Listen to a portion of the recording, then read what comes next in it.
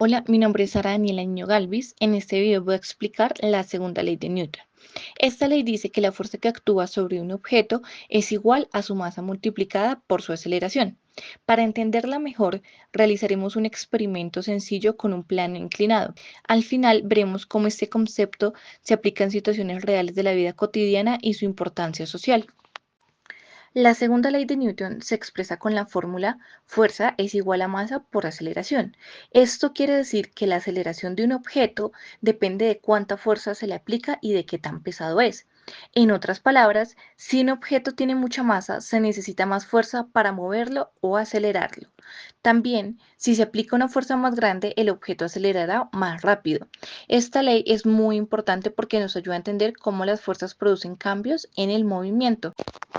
Para realizar el experimento usamos un plano inclinado ajustable y un objeto pequeño. Primero colocamos el objeto sobre el plano y luego aumentamos poco a poco el ángulo de inclinación. El punto exacto en el que el objeto comienza a deslizarse nos muestra el límite de fricción estática, es decir, el momento en el que la fuerza de fricción ya no puede mantener el objeto quieto. El experimento se basa en observar cuando el objeto empieza a moverse en el plano inclinado. Al principio, la fricción equilibra la fuerza que empuja el objeto hacia abajo. Por eso, el objeto se mantiene quieto. Ahora, mientras aumenta poco a poco el ángulo del plano, podemos notar que el objeto todavía no se desliza, ya que la fricción sigue siendo suficiente para detenerlo. Sin embargo, cuando el ángulo es lo bastante grande, llega un punto en el que el objeto comienza a moverse lentamente hacia abajo. En ese momento, la fuerza que lo empuja hacia abajo vence la fricción y por eso el objeto se desliza por el plano. Mientras hago el experimento, es fácil ver cómo un pequeño cambio en el ángulo puede marcar la diferencia entre que el objeto permanezca quieto o se desplace. Esto demuestra que la fricción tiene un límite. Además, la orientación del objeto no afecta la fuerza de fricción, porque esta depende de dos cosas principales: el tipo de superficie en contacto y el peso del objeto. No importa si el objeto está de lado, boca arriba o en otra posición, la fricción actúa siempre en sentido contrario al movimiento y con la misma intensidad, mientras las superficies y el peso no cambien. En ese momento, se puede decir que el coeficiente de fricción depende del ángulo del plano. Si no se mide el ángulo directamente, se puede calcular usando la altura y la longitud del plano.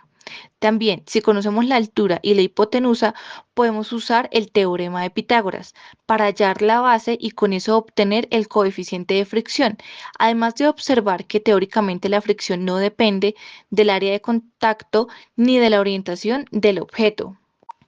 En las zonas rurales, los vehículos escolares suelen recorrer caminos inclinados o con barro, sobre todo cuando llueve. En esas condiciones, los carros pueden resbalar si la fricción entre las llantas y el suelo es muy baja. Conocer el ángulo máximo que un vehículo puede subir sin deslizarse ayuda a entender cómo influyen la fricción y la inclinación en la seguridad. Esta información permite diseñar carreteras más seguras, mejorar el mantenimiento en los caminos y planificar rutas escolares que reduzcan el riesgo de accidentes. En la tecnología actual, ese principio se usa para hacer los vehículos más seguros.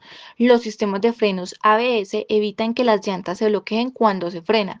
Los diseños de las llantas ayudan a tener mejor agarre en diferentes superficies y en los sensores de fricción mantienen la estabilidad del vehículo, especialmente cuando las vías están mojadas o resbaladizas.